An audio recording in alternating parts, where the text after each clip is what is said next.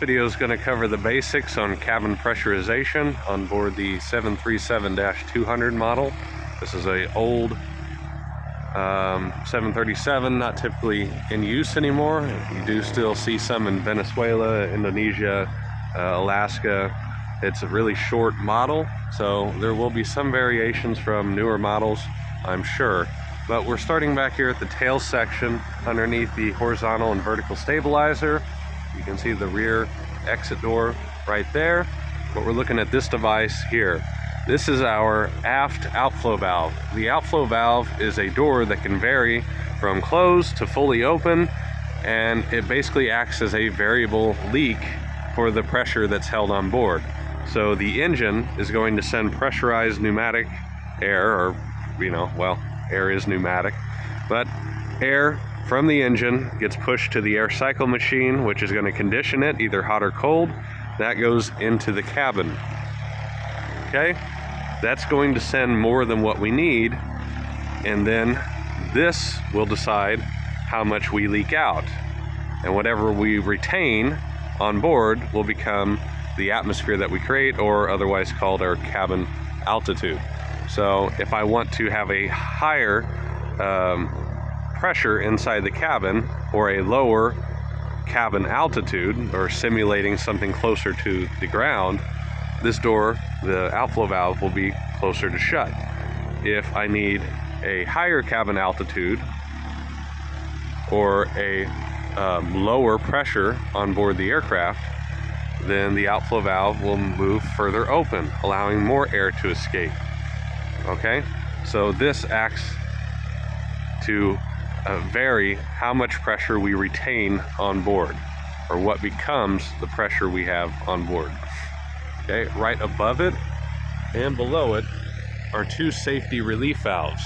If this fails to release enough pressure, or the pressure, in other words, keeps building up more and more on the aircraft, eventually it's going to get to the point where it becomes unsafe.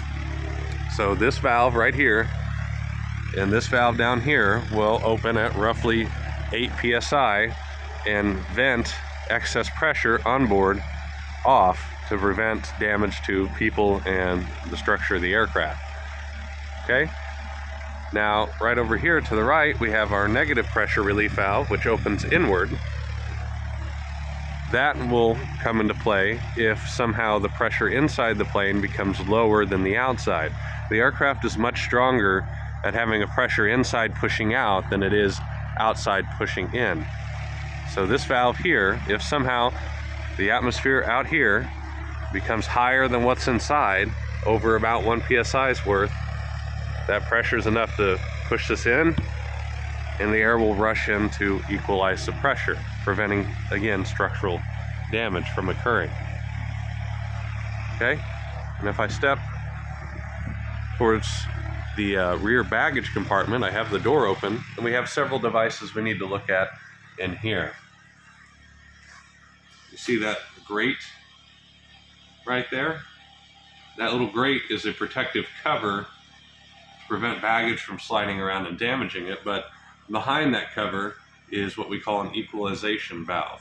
So an equalization valve is basically a spring-loaded door that if pressure becomes different in one section of the plane than another, the area with higher pressure will push open the door and the air can get to the other area and equal it out.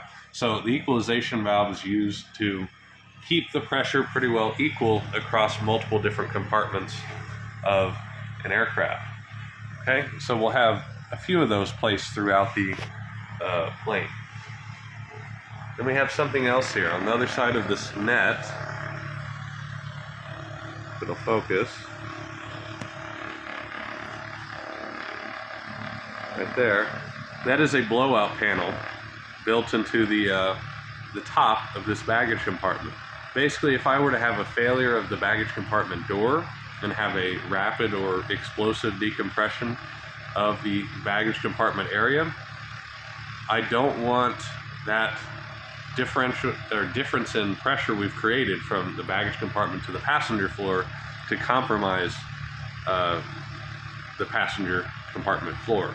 So in other words, if I created a suction in the baggage compartment really rapidly, it would suck the floor down out of the passenger compartment, damaging critical flight controls and, well, the passengers themselves. So I add these blowout panels. They are designed to be the weak point of the floor. If I do have decompression, that panel fails and all the air from the cabin rushes through that hole and outside instead of taking the floor with it. So bigger model 737s will have 2 in this baggage compartment. This is a early model and it appears to only have 1 inside here. So there's a blowout panel and an equalization valve. So I'll walk forward.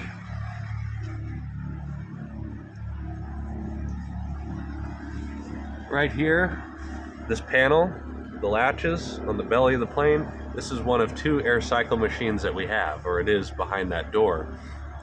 You can see the mirror image of it. On the other side of that beacon, there's another door that's just the same.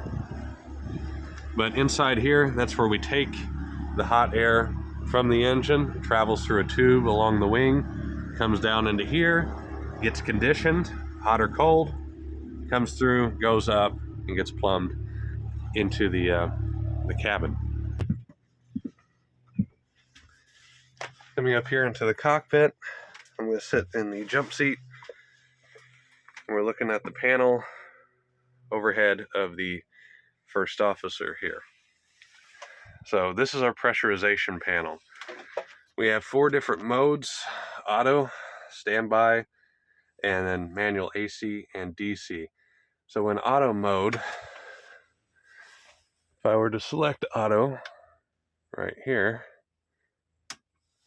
select auto, then all I would have to do is input my flight altitude and my destination airport or landing altitude there, and it will automatically pressurize it to what it needs to be inside the cabin and maintain it for us.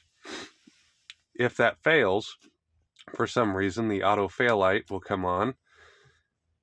Then I can select standby mode, and for standby, I have to adjust the cabin altitude depending on the different legs of flight, but otherwise it will again maintain set cabin pressure for me.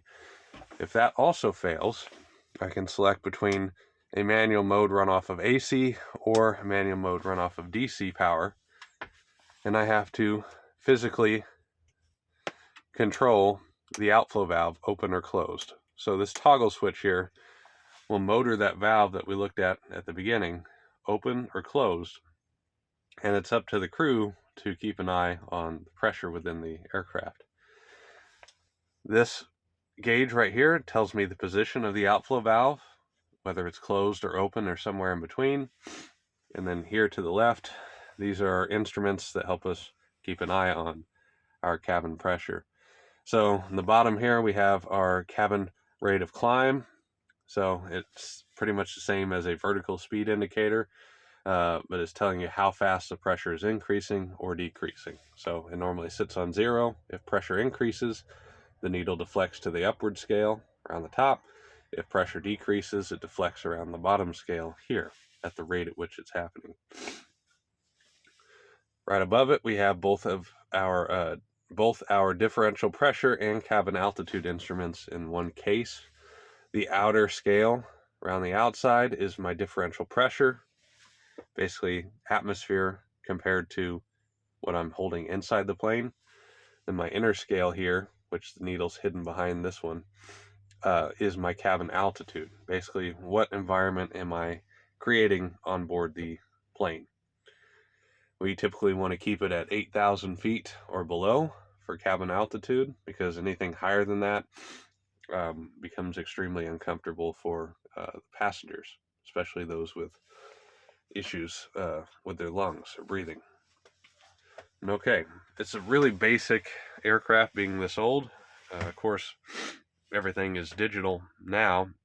You're going to have a glass cockpit instead of all analog instruments, but it's relatively the same in how it operates. If we look right above this panel, we have our bleed air panel here. So the air we take from the engines to use for pressurization and air conditioning gets controlled from these switches here. So if I were to flip this one on, that takes air from the running APU and provides it to my pneumatic manifold there. And then this would apply air to the left air cycle machine, apply air to the right air cycle machine, and then these out to the engines themselves, engine 1 and engine 2, for starting purposes. The gauge on there tells us how much pressure we have in the ducts or the manifold, which is important. And then right above us, we have our air conditioning panel. This is for the left, this is for the right. The location of our mix valves, if it's trying to make hot air or cold, and temperature in the supply duct, or flip it and it will read the temperature inside the cabin. You can see the dials here and set to manual mode or auto normal, and it'll basically have adjustment of the temperature, warmer or colder. But as you can see, even though we have a million different instruments and switches, they try to orient everything where it's kind of grouped up based off of what it does. So, you know, like I said, pressurization is here. Well, how do we create pressure with air? So that panel's here, and then what else are we controlling with that? What's related? Air conditioning. So take air from the engine, you condition it, and then use that to pressurize the cabin. And we can see the same thing like over here. This panel is just for fuel. I have my lights. I have DC electrical. I have AC electrical coming down this way. Window heat has its own panel. Pitot-static heat, all that. So everything's kind of grouped together. Same with engine instruments. Engine 1, top to bottom. Engine 2, top to bottom. Okay, there's a look at the panel in here and the controls. Now you have a better look at what we were talking about in class.